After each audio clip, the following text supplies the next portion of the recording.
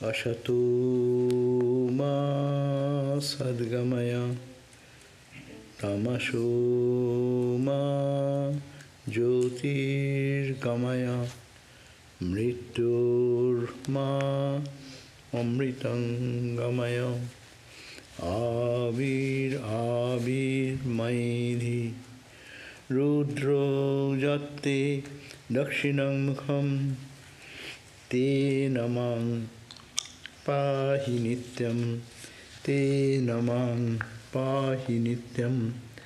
Om Shanti Shanti Shanti.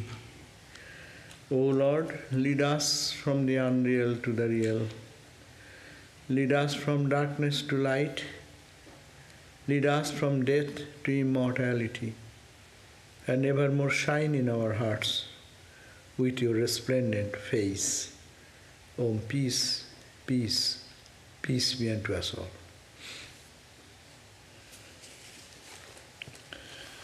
So we are reading the book. It is a small book.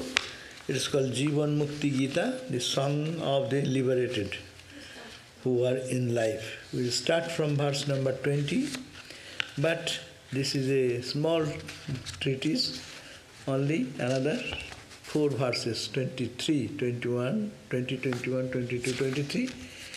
That will make the book finish. It is so quickly started, so quickly finished. But it is finished reading-wise, but not understanding anything. And not experiencing anything.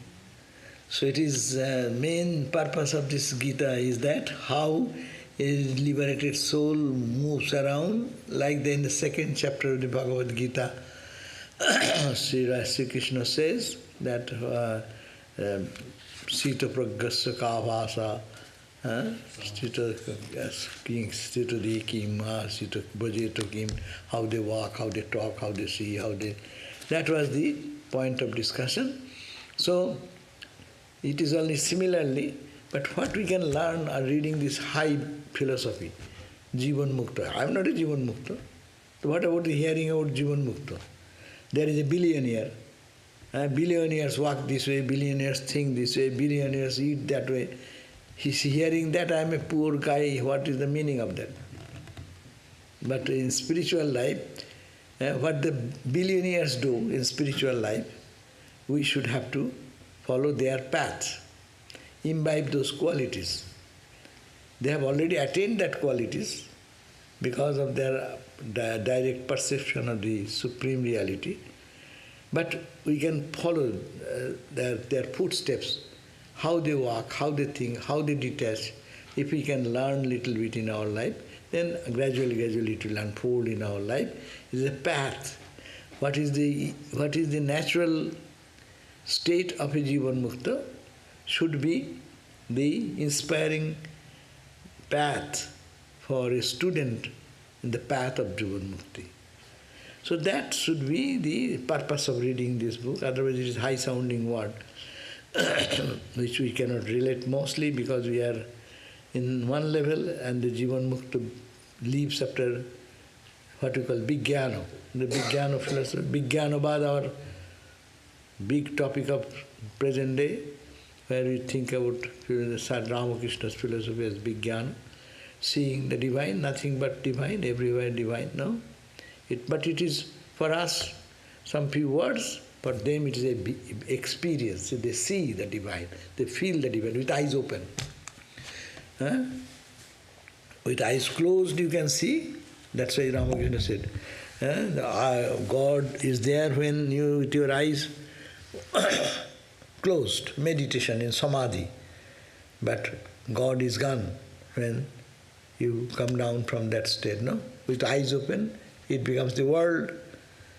And then after, in samadhi, one is in perfect bliss. So is that the, it is incomplete. Knowledge is incomplete. Knowledge should be with closing the eyes, experiencing that, with eyes open, seeing the same reality. That means no separation of experience. That's the highest experience. So we have read the last time verse number that Jagrat Sapna Susiptincha Turiyo Avastitang Sada Sohang Mano Biliyeto Jivan Mukta Sauchate. Three states, Jagrat, Swapna and Susupti, waking, dream and dreamless sleep. These three states only imagined. There is no three state, but is only imagined. Imagined where? In the Paramatman, in the Supreme Reality. These three states, that's why it's called the Turiya. Turiya means that is the Turiya state where it's a state, but it is, we cannot say it is a state, it is. So that means on Brahman, this Jagra, Samna, Susupti are all imagined. So, similarly, Atman, the real self, is beyond the three states, Jagrat, Sapna, Susupti. That is called the Chaturtham Turyam Itimannante. Mandukya Upanishad says that fourth state is the Turyam Chaturtham. It is Avasthatrayo or Tito. So Atma, this Atma, Jivatma, is staying in the three states rotating, but a real Atma is beyond the three states. Therefore, then what remains? That I am, who am I? I am that Brahman. Because Jagrat, Sapna, Susupti, these are all imagined in that same consciousness. And that those three states are gone, what remains? I remain, and I and the Atman. So I and Atman are no more different, because there is, I is created when these three states are functioning. You are in the Jagrat. Who is saying I? I am now. In the waking state, this is the Jivatman. In the dream state also Jivatman.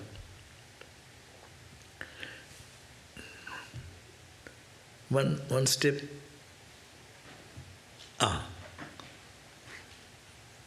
That's okay. We got it. Excuse me, Maharaj. This is blinding. Oh, okay. So, therefore, soayam mano biliyate, that person who can dissolve his mind. Our mind, we talked about the mind in the other class. So the mind, when it is dissolved in that Atman, which is beyond the three states, then who have been successful in dissolving the mind to that state which is beyond the three states, that person you know that he is Jivan Mukta. That means mind, when it dissolves, golite tu manasi, Astavakra and in other scriptures, beautiful word, golite. Mind, golita means dissolve, liquefy, or its concrete shape is, I see you, this, that is concrete understanding in the mind. Mind when it becomes spiritually purified, what happens? It becomes softer. And that softness comes in such a way, ultimately, it loses any sense of separation. It dissolves into the Atman. That's why mana amana bhavanti. Mind becomes amana, beyond mind. Suddha man, Ramakrishna said, Suddha man, pure mind becomes pure Atman, and pure consciousness. So they are same. So in the level of that purity, so those sadhakas who have understood that the three states of existence is imagined, it is imagination. The states are only imagination. But on the substratum of what? On the substratum of Brahman or Paramatman. This has been experienced that this is imagination, that is the substratum. Then I, who is that I? I am that Paramatman. Because these are all imagination. In the imagination, the ego, what is functioning, that is standing on the ground of Brahman or the Paramatman. And when the mind, that mind, ego, totally merges into Paramatman, then that person will be called Jivan Mukta. They have a mind, but that mind is not binding mind, that mind is pure mind, that mind shows little mind, as you are talking, little trace of separation, but that separation is tangible like the glass. Glass, one separation between two things with a glass separation.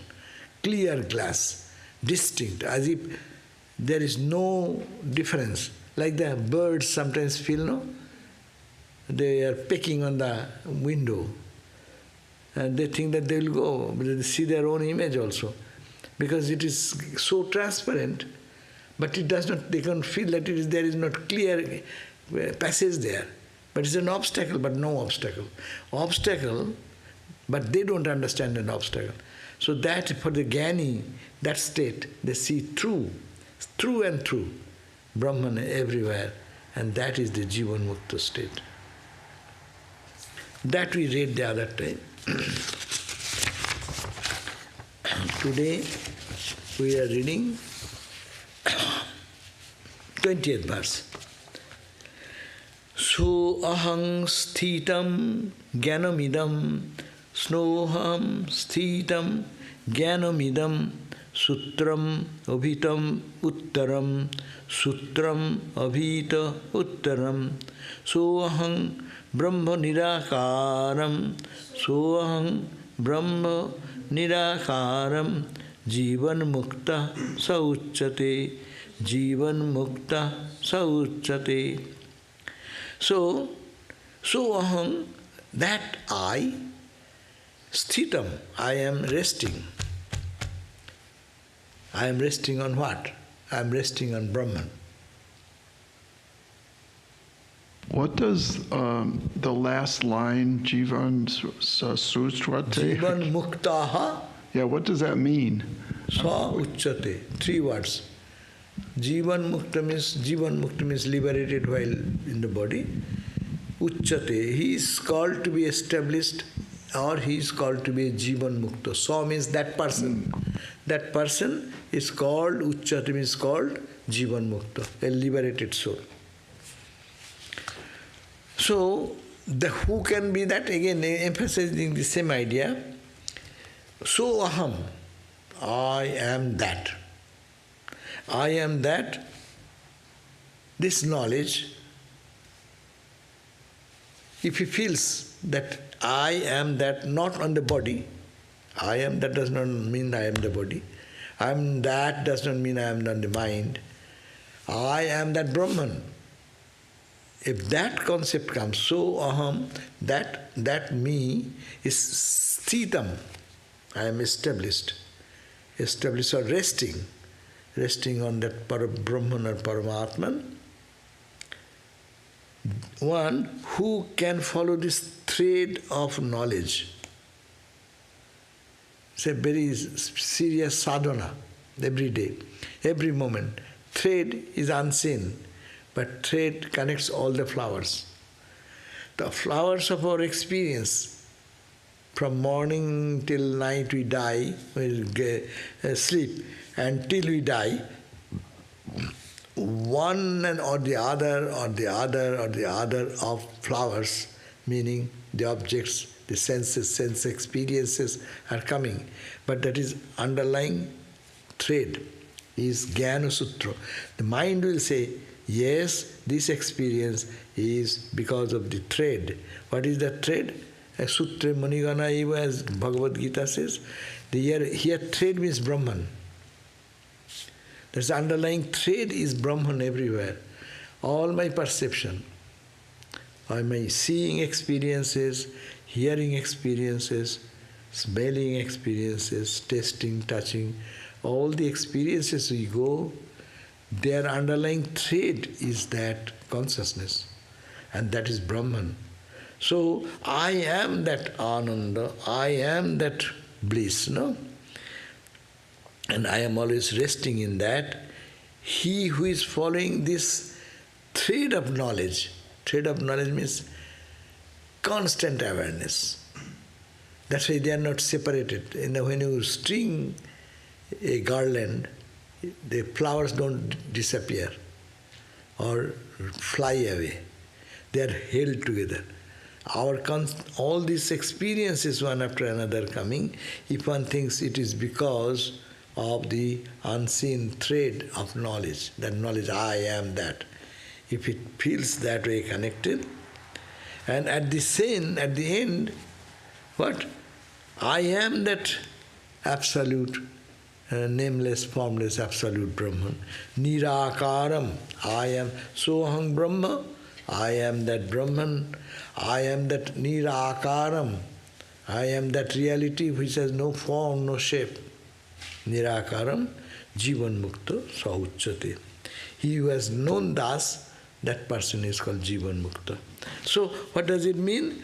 That whose knowledge is resting on that idea that I am not these three states, but I am the ground of that every experience. No, all these experiences are happening because of the consciousness behind. No, so whatever it is, any sense experience, that is actually the experience of that eternal joy or eternal self.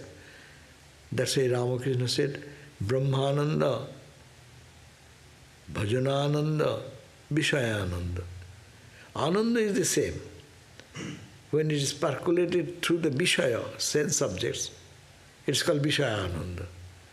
It is covered so much, you don't see the underlying thread at all. Your eyes are attracted to the experiences outside, the big flowers, or different colors and shapes. But who can have developed their spirituality to understand that this is the ground of it, is that unseen Ananda, that Brahman, who can think that way continuously. Vishaya Ananda, in every Vishaya, that's Sri Ramakrishna. Seeing anything material also, he is going to Samadhi. His mind shoots into the depth of that experience. So that person who is following the process of process of knowledge, that I am that formless, absolute Satchidananda. If he has known this way, not thinking like us, but he has known this, experienced this, that person is called Jivan Mukta. Meaning, who sees the unseen reality, that means, you can say also, Upanishad says in different areas, that the different ornaments of gold, they are seeing the gold, but not recognizing the gold, only focusing on the ornament design. So when we are seeing the world, we are seeing the design of the world. It is beautiful, it is good, it is bad, I am seeing, feeling, experiencing. But it is you are experiencing Brahman only. If we can get out of this name and form, Vishaya, then it becomes bhajana to Ananda, Brahmananda. So, in every Vishaya, behind that every objective universe, all the experiences behind that, it is I am that substratum consciousness, and I am that endless, beginningless, that Brahma's substance. One can understand that person is called Jivan Mukta. Now, naturally, all the problem comes because of the mind. We also read this in the Bhagavad today.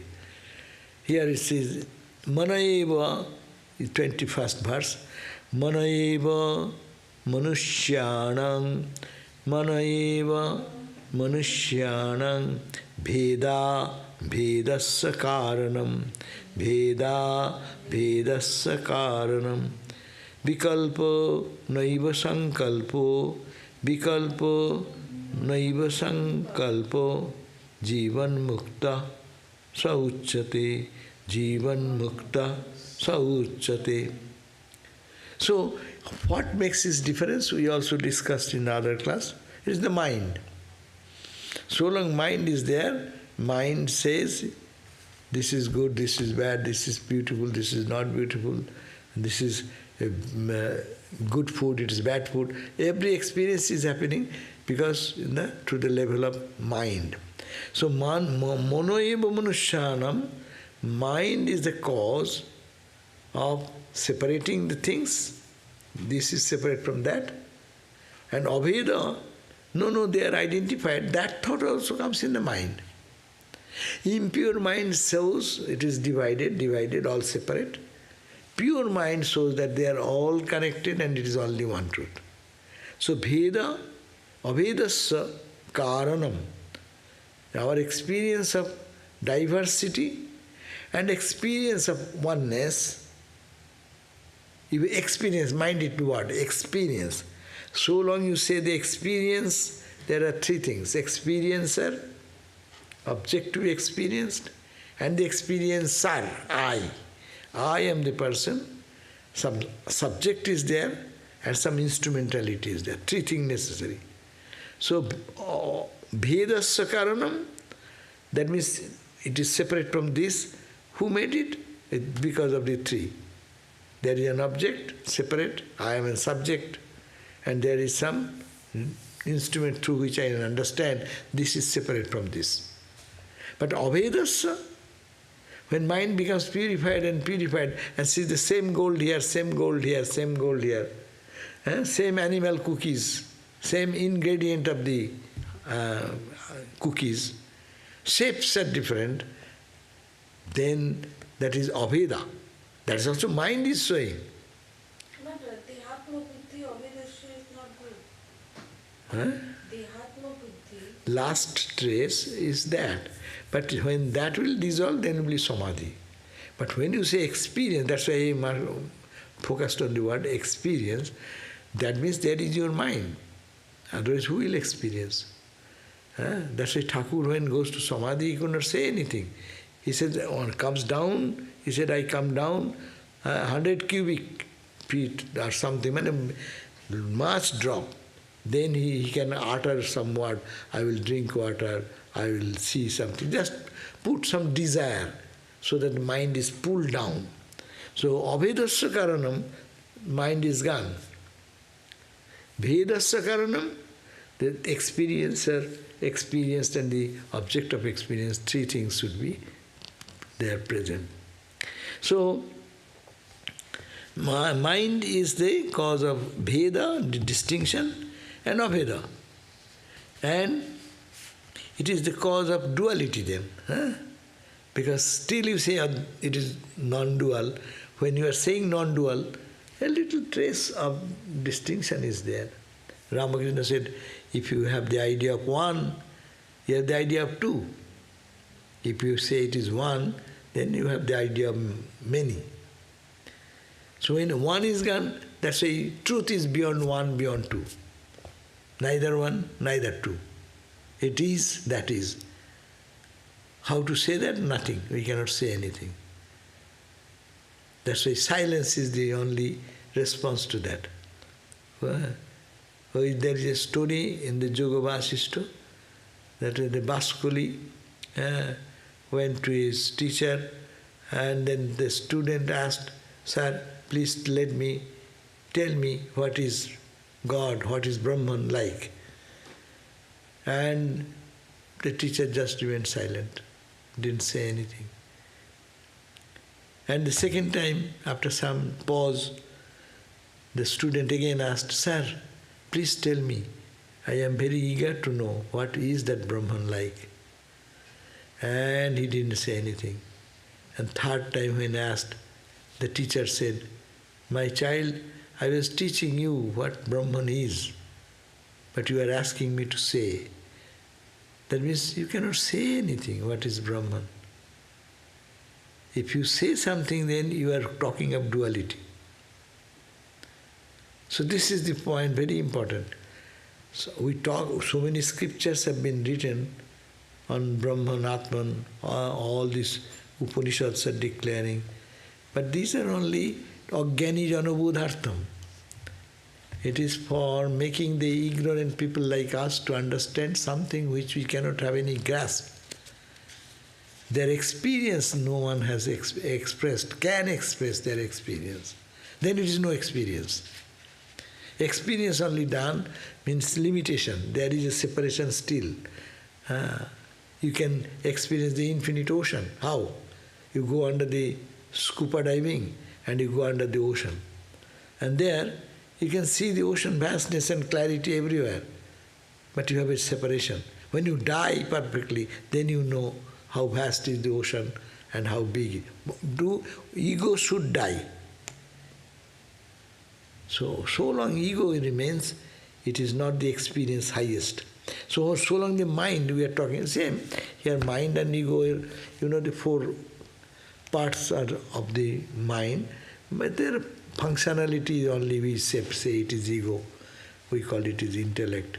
We call it is memory. We call it is mind. But it is the same mind functions in four roles, as it were. So here they are emphasizing mind, mind, mind. So when that mind goes beyond Veda and Aveda, distinction and non-distinction, then one becomes identified. Mano vikalpo naiva sankalpo. Mind's function is what? Sankalpo, vikalpo. Mind says, I'll do this.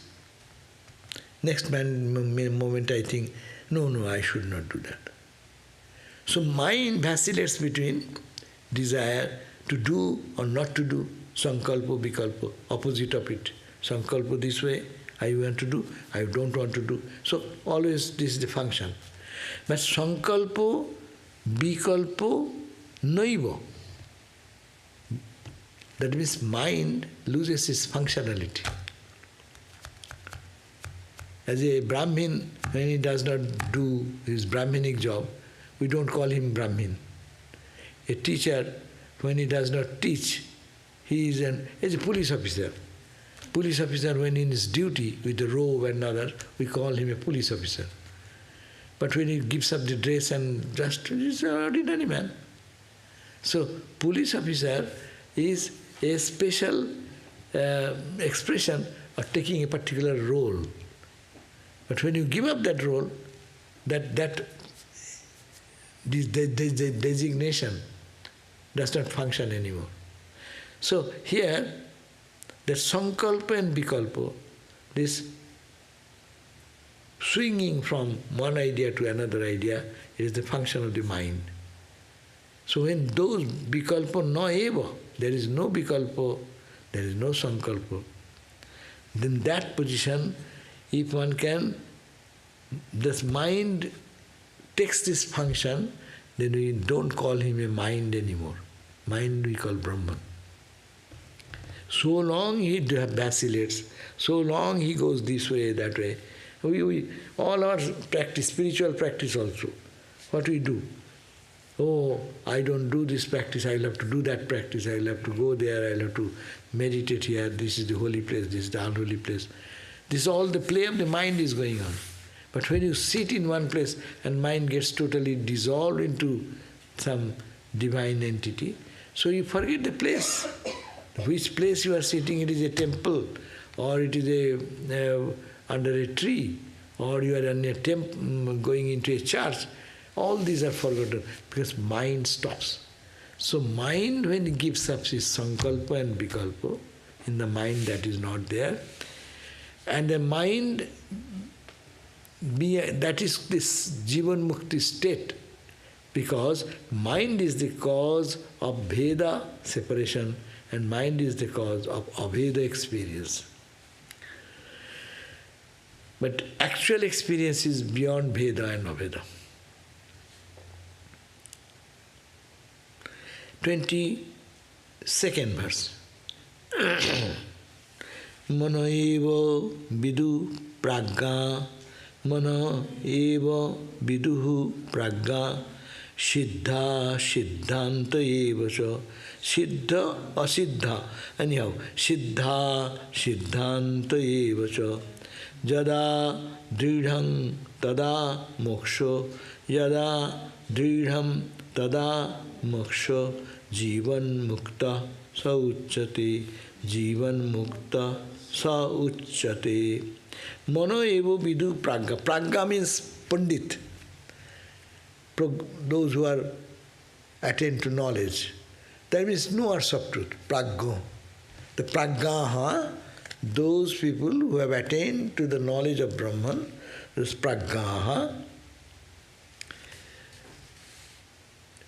tells that mana evo siddha asiddhanta evacha. Mind is the cause of all directing to the auspicious something, and mind is the cause directing to the inauspicious thoughts, ideas, activities. So pragga viduhu praggaha manoeva vidu siddhanto asiddhanta evacha. Pandits or those who are in wisdom, only they direct that all auspiciousness and the cause of inauspiciousness, the mind, because when jiva, individual, that moment remains in the Satchidananda self, firmly established, that is the point when one will attain liberation. So one will, pragga, the men of wisdom say, that one will attain to the state of moksha, liberation, when pragga, siddhanta, tada moksha, that time they will be attaining the moksha state, liberation, state of liberation, when na jada dridham, when firmly the mind is established firmly in that condition that it is not directing, it is not going to the auspicious or inauspicious activity, but they are firmly established in the consciousness, Satchidananda Brahman, then that is the moment one can attain to the state of Brahma moksha. And one who has known this, that person is called Jivan Mukta. So what ultimately it comes to the same point, that mind is the cause which leads to all auspiciousness, and mind is the cause, it takes us to the all inauspiciousness. Because the person's mind, so long it works in this way, and by long practice does not move to duality, ultimately gets established in the sameness of the Brahman consciousness, then one will attain to Brahmapad. That means get out of the vagaries of mind. Entire Raja Yoga deals with that, no? All the time mind is rippling, mind is turbulent, mind moves into this subject, that subject. That's why they say chitta vritti nirodha. Nirodha, control, that vritti is the ripples of the mind. In a different language, this Vedanta is using. The different waves are different thoughts. Good thoughts, bad thoughts. Auspicious, inauspicious. So first try to stop inauspicious. And then auspicious will remain. But don't get stuck there. Auspicious also stop. Then what will remain? Brahman will remain. Mangal, amangal, what is auspicious, inauspicious. So we have to go beyond both. That's why that is the state of mind when, and not only go there and get established. Tada drashtuhu, at that stage, drashtu, the drashta witness, swarupa avasthanam, it gets established in its own swarupa, in its essential divine nature. If that is done, that is the state of moksha, liberation. Liberation is only possible when mind gets settled into that state beyond good and bad. being auspicious or inauspicious. For a Brahmajnani, there is no auspicious, there is no inauspicious. And that person, when he comes down, we call he's a Jivan Mukta person. And they lose this duality. They see the duality, but duality does not bother them. It is the example when you see a movie in a very bright lighted room, you cannot enjoy that much intense as you go in a movie hall. Why in the movie hall? Movie hall, they all make it dark. Your total attention is on the screen and your mind is totally absorbed there, so reality becomes all reality. But when it is in the light, in the TV screen, you are seeing something, a fully lighted room, you can see it is a play going on, you can turn this way, see there, this is all play going on. So, to be totally intoxicated in world, we should have to make it dark room, tamas. A little light, a little impermanence of this play. And brightest light and it will be dazzling light, then your screen will be faded away. You cannot see what is going on there. That's the dazzling light of the self will come. So that is beyond good, beyond bad. So this is the point. And Vedanta is always talking of beyond good, beyond bad, beyond auspicious, beyond inauspicious. So inauspicious. So that is a state, eternal state. And one who have absorbed or gone into that deep state, that person is called the Jivan Mukta. Yogabhyasi manah shrestha, yogabhyasi manah shrestha, cha antastagi bahirjara, antastagi bahirjara, antastagi bahistagi, antastagi bahistagi, Jivan Mukta saucchate, Jivan Mukta saucchate. What is that? Yoga Abhyasi Mono, that mind which is practicing Yoga Abhyasa. What is Yoga Abhyas? As we are talking about, restraining the mind, not stopping its ripples, that practice, that mind is best mind, who is engaged in Yoga Abhyasa. That means what we do, we simply call Guru has given mantra, we try to meditate, that is a Yoga Abhyasa. But if it is very intense, they are talking about Yoga Abhyas is the best in the Paramatman. Your Abhyasa, you focus your all Abhyas to the supreme reality. And then the mind will go wherever, bring it back to the supreme reality. And that mind is called this highest mind, which is which can engage itself into this Yoga Abhyasa in the Paramatman. Because that mind which has given up the separation of the internal, that mind, say, becomes dull. So, who have given that mind, who have given up the internal idea, internal or external, that person become like an inanimate object, because his mind has stopped functioning. The Thakur's mind, when he goes to Samadhi, you see that his body has become jara. There is no expression of any life symptom. So, as a result, that is mind of the individual soul enters into the Parabrahma thought, and they are entering into the thought, they penetrate into the truth.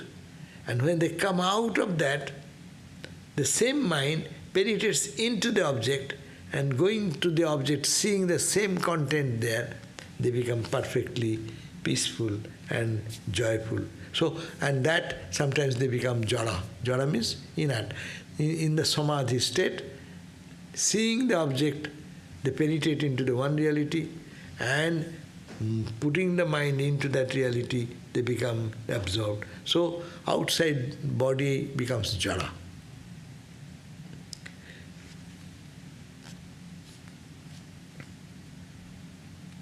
So those people who have given, they detached from the internal experiences and also given up the external experiences, these are the people, experiences are gone, so they remain in their Brahman state. They are called the Jivan Mukta. So what we can do, learn out of it, that means you be yoga abhasa. You do practice yoga abhasa.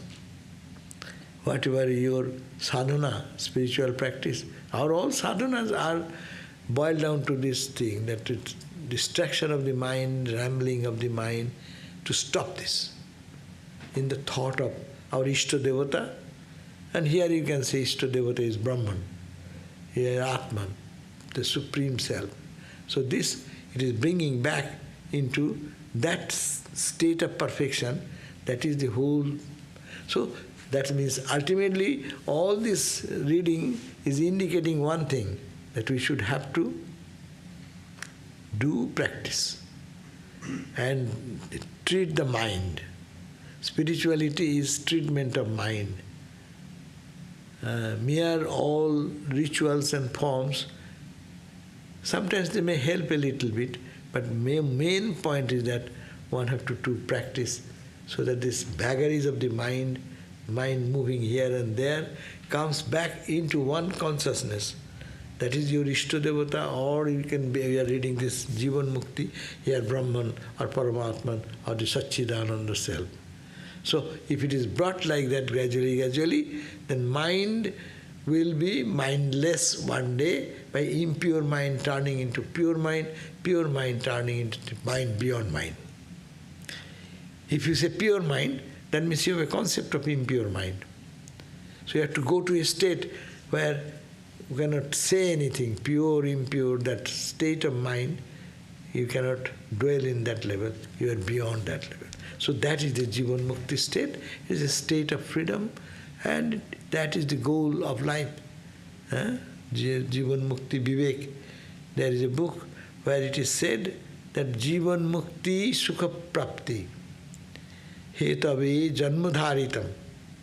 We are born in this life to enjoy the Sukha, the happiness, the joy of Jivan Mukti. He will be looking, walking in the world, moving in the world like a free soul. Jivan, Mukta. Mukta means free. Jivan means when you are breathing, not in samadhi, not a post-mortem, after death samadhi. No, not that. Here, now you are breathing, eating, sleeping, talking. That time you experience, while Jivan Mukta, while you are in the life, free. This freedom is the goal of life.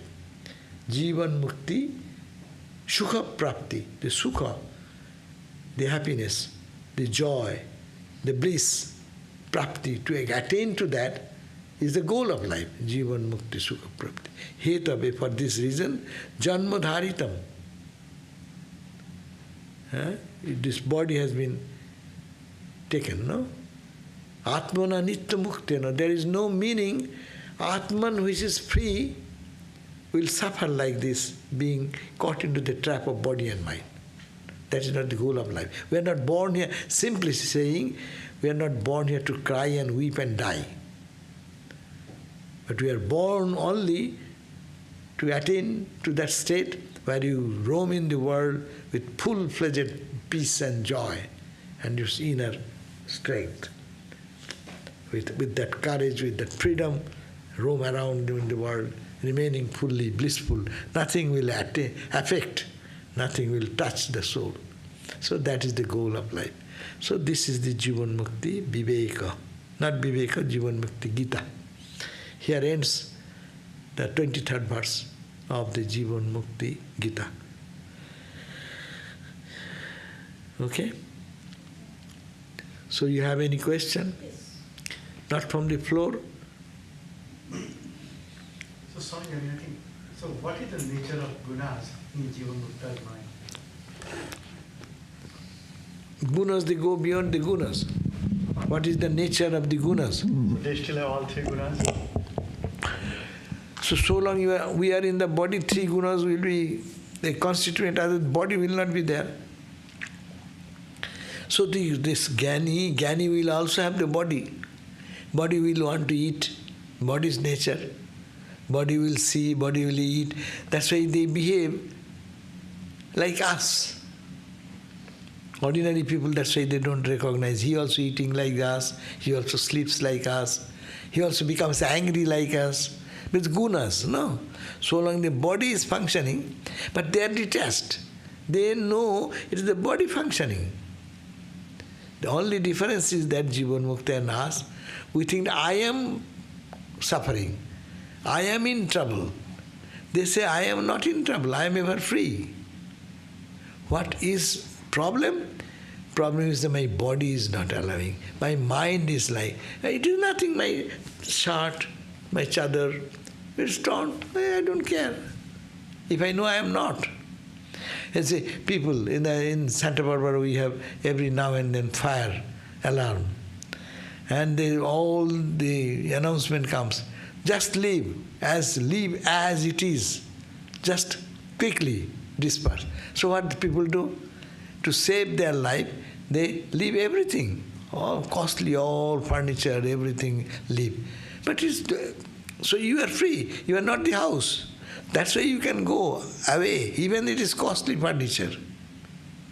So this costly body, costly mind, costly emotions, costly things is there. But they think it is, I am not that, it is a material of position matter. I am free. And if I detach, then I save my life. Otherwise, if I stay here, fire will cut me also. So this is the point. We cannot, Jnanis or Ajnanis, knowers of truth or ordinary people, we are all under the spell of three gunas.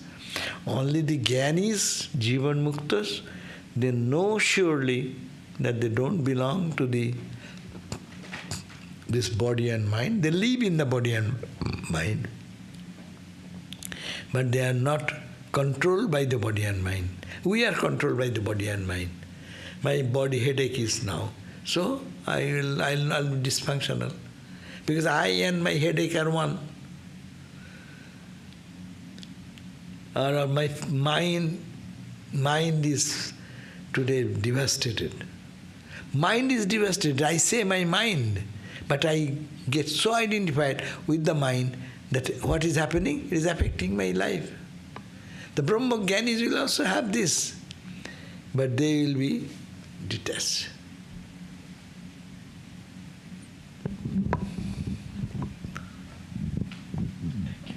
So here is a question. Meditation on the self, that is Atma Sarupa Dhyana, is very high level. For us, is it only japa along with rupa and guna dhyana, as we are not properly able to do rupa dhyana, conscious presence of Ishta? Yes, it depends on whatever mood we are. Some may be comfortable with rupa dhyana, lila dhyana. Some may be tattva dhyana. Better our tradition, some suggest that you can take anyone or combine all of them. No. Which mood you are, then your every mood can be utilized then. This moment you can think of the rupa. You are not comfortable, okay, think that he is the infinite ocean of consciousness. He pervades everywhere. So he is the essence of all reality. Then you can think a little bit of nirakara, nirguna, dhyana. But nirakara, nirguna, dhyana, we say, we are always thinking of something else. So we cannot do really meditation on nirakara, Atman, Brahman. We say all this, but we are not capable of doing that. But we can try. Think like that of ocean, thinking that of like vast sky. Like a jar put inside the ocean, inside water, outside water. You can meditate. Ramakrishna said you feel like a big ocean. huge ocean, and you are like a fish swimming freely. Eh? These are some tools in the scriptures we find. Sometimes Ramakrishna said, when illumination comes, you will find that it's like fireflies all around. So that type is not really fireflies, but your mind is showing all these levels of this. Our Upanishad, Sheta Upanishad says, if you have this, etani, purusharani, these are signs that you are moving towards the truth gradually. So this is not the rupa dhyana. Rupa is there. Fireflies are rupas, but not like Ramakrishna, not like Mahakali, Durga, Shiva. But some may like condensed form, some may like the divine play. So main thing is, by any means we have to go towards God. How does Jivan Mukta see the bound souls when he looks at us? They look at us with compassion and they want to help us. But who wants to get their help? First of all, we don't recognize. And even if they say something, we don't follow. And we consider them to be some mad guys. And Ramakrishna was called the mad guy. How little or how very few will be able to understand their glories. So they look at us with compassion. A poor guy, you see, one day, one Swami, Raja Maharaj, Brahmananda, one Swami of our order, his name was Bharat Maharaj, Abhayananda, the Holy Mother's disciple, but he was a highly accomplished sadhu. So Brahmananda Maharaj one day looking at him says, "Hey, you are doing whole night japa, no? I can look at your face, see what is going on. If you ask me, I can help you." See? They see in others who are sincerely practicing, they become very compassionate. That is the Jivan Mukta people, seeing our condition, they feel for us, and if one takes surrender, then by their grace many things, many spiritual growth may happen. State beyond existence and non-existence is hard to comprehend. Yes, of course. Is that just the best explanation of Brahman? Since Brahman cannot be described in words. Yes, you can say beyond existence, beyond non-existence, beyond one, beyond two, beyond the experiencer and experienced and experiencing. All it is beyond, you can say anyway. And that is, otherwise you cannot say iti. In Vedanta, experience should be talked about. What is Brahman? Neti. And neti, Swami Vivekananda says, neti viramo jathai. You go on discarding. Not this. And ultimately you will reach a point which you cannot discard. What remains? That remains. Onions. Peel the onions. Go on peeling up. Then what remains ultimately? Nothing? Or the eternal space. You say nothing, or it is the eternal space. And that was there before. That was now, after peeling up, you understand there is nothing but space. So we'll have to practice that way. That talk about Brahman always is a negative way, discarding, not this. Okay? Similar to that, right? Like how So just similar to the peeling of the onions, right? When we peel off the onions, the space remains in the end. Similar to that, when we sit in meditation, when we peel off, get rid of all of the thoughts coming and going and sounds rising and falling and the awareness that remains. Is that very close, or are we? Isn't that like then you can create a space, right, between what is appearing in your awareness? Is that coming close to what we are talking about here?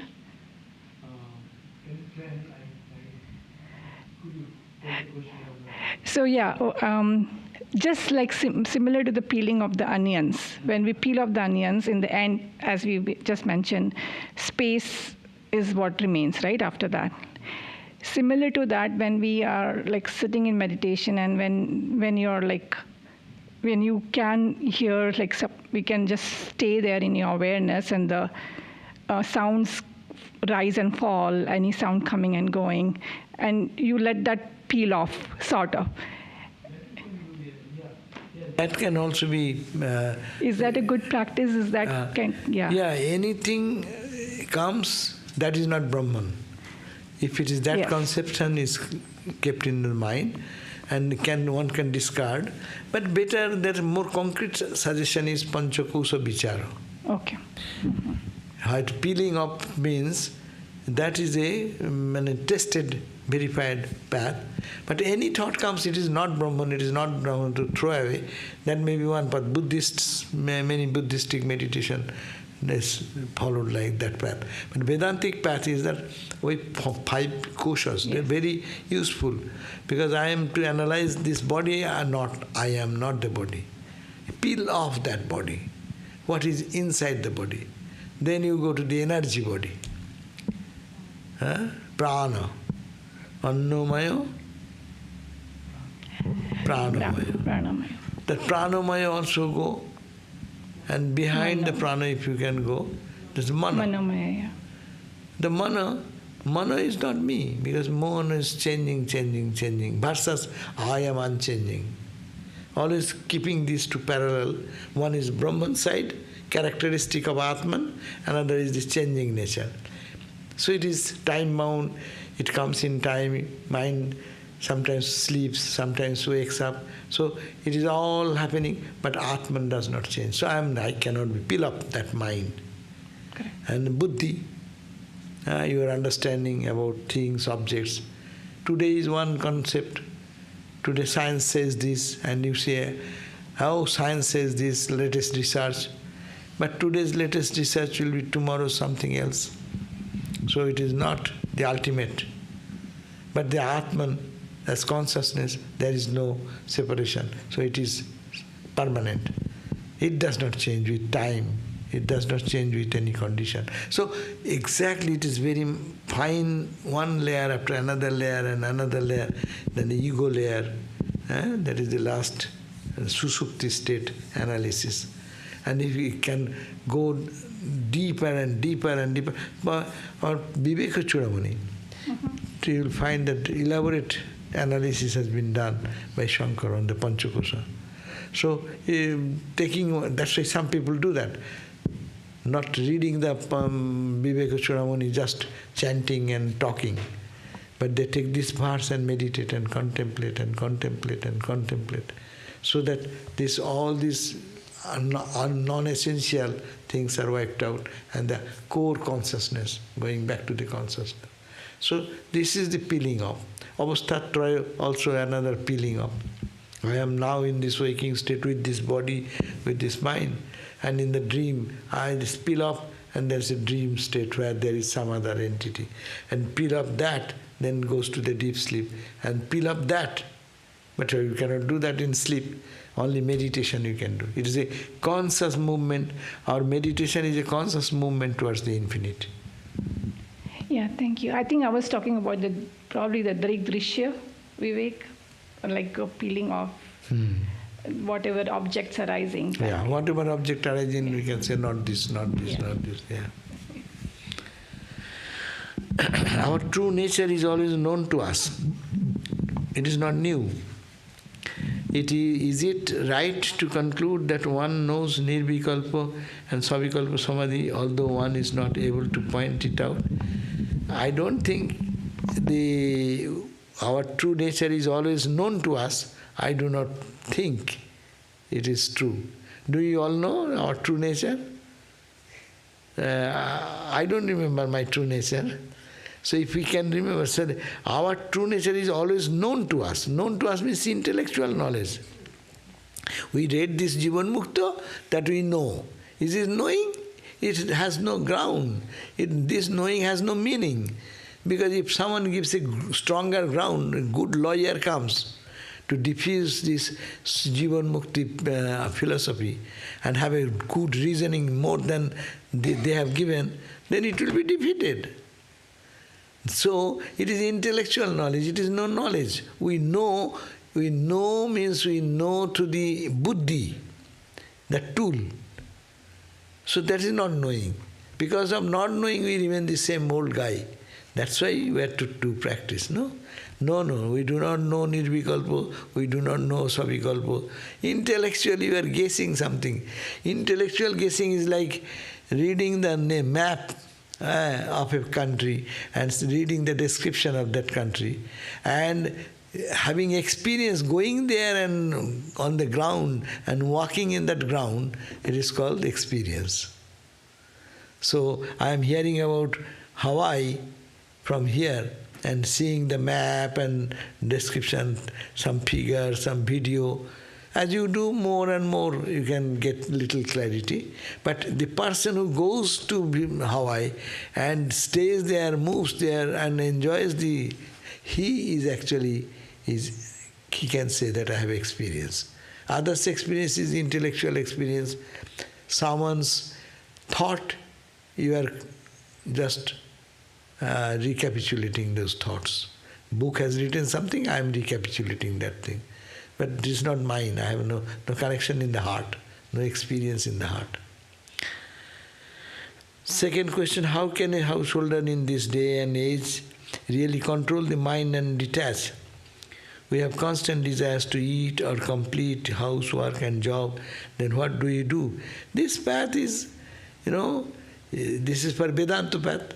But another path is we always talk about that we have constant desire to eat or complete. Yes, but you eat, you feel that you are offering to the mother who is inside your body. You work, you think that you are not working for the job, for the boss, you are working for your Ishta Devata, Rama, Krishna. Think you are doing for Shiva or Kali, Ma Kali.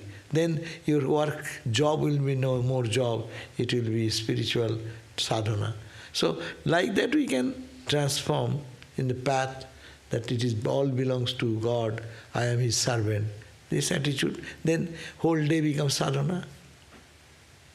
We do not have extra time only to sit and meditate and detach, I am not this, not this, not this. We have no time. So you have this time. Every work can go on much more effectively only to think that I am doing for God. So that is the bhakti path or applying that. So that will be very good if we have no time for practicing the other way.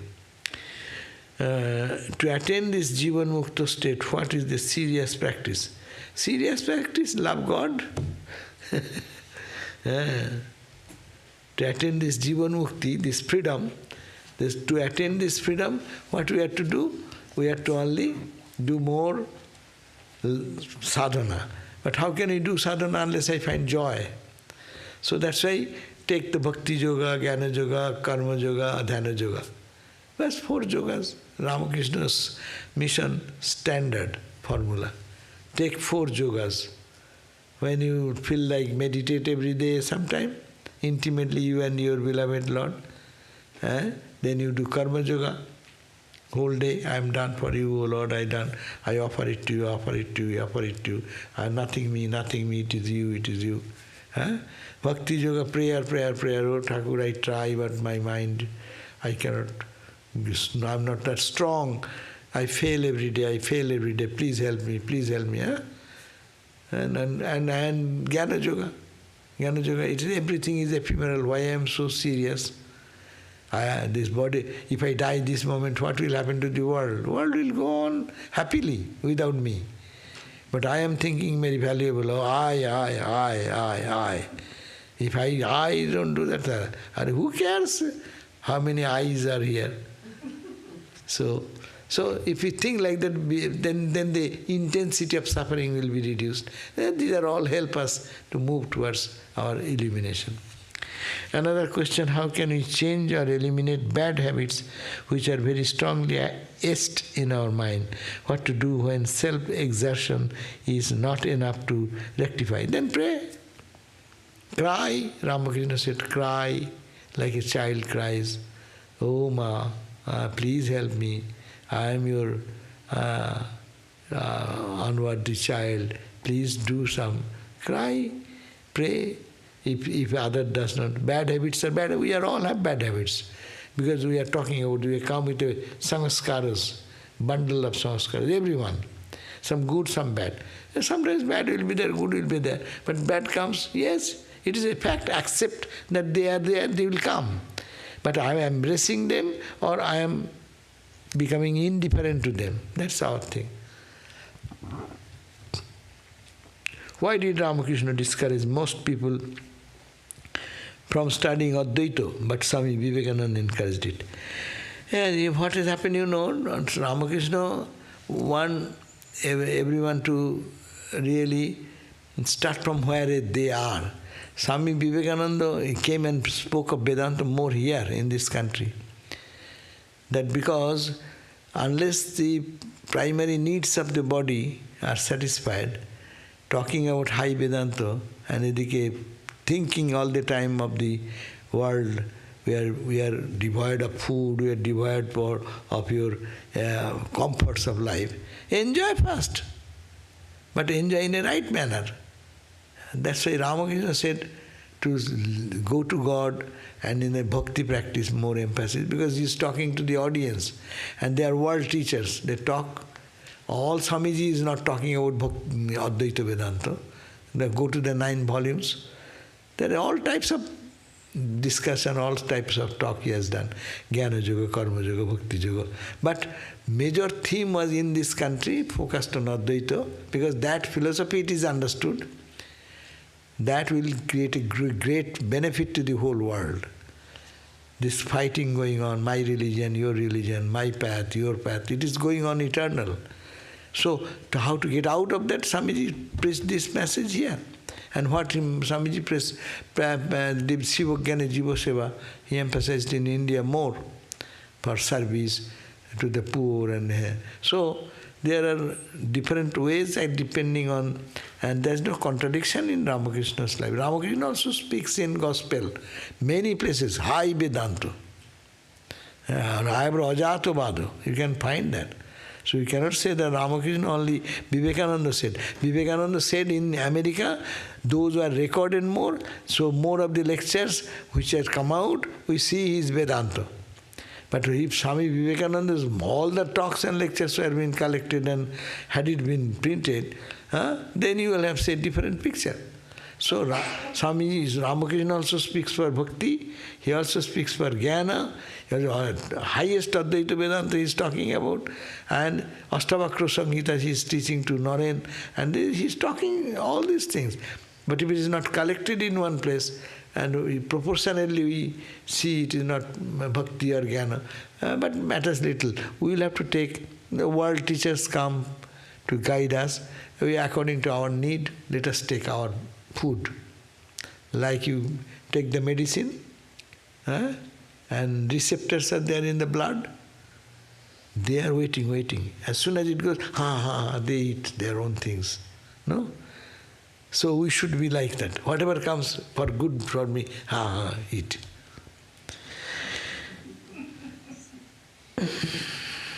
Now another question, this is the end one. After the breakthrough, the mind comes back, although in a different way.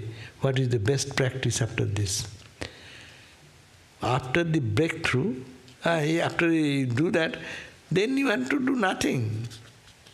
After you have really had a breakthrough to this veil of ignorance, then the mind comes back, although in a different way, but you will see the divine only.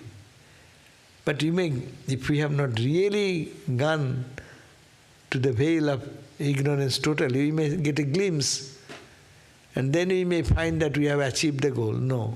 Then this confusion will come. But if it is one really, if one, suppose one cross the veil of deep dark cloud, and up above you have reached, do you not see the sun shining with full power? Then you come back, will you say it is dark? No. That means you have to reach that point. And if you reach that point, you will come back with your experience. It is all light, nothing but light. Yeah. After coming back, yeah. The practice is that it is called, of course it is said the Tattva Bhasa. And Ramakrishna said, a musician, after he being expert musician, so what, after being expert musician, do they give up music? Or music become their part? They are going to bathroom, they are going to the driving, they are always going on. Because that becomes a part of their life. No more music was one thing, I am learning music, that was the beginning stage. My tune, my voice is not coming and the tune is not coming, no? And when you become expert, it becomes a part of your life. Music does not separate you. You cannot give up music. Similarly, spirituality, one is a foreign thing for us. I will get it by meditation. I will do it by Jnana Yoga. I will do this by Karma Yoga. All this when is done, and if one reaches there, then it becomes a part of, there is nothing but that reality. In every pore of the body, that experience will come. That is the way the scriptures say, the Upanishads say. Okay, thank you all. Jai Ma. Om Shanti, Shanti, Shanti. Peace.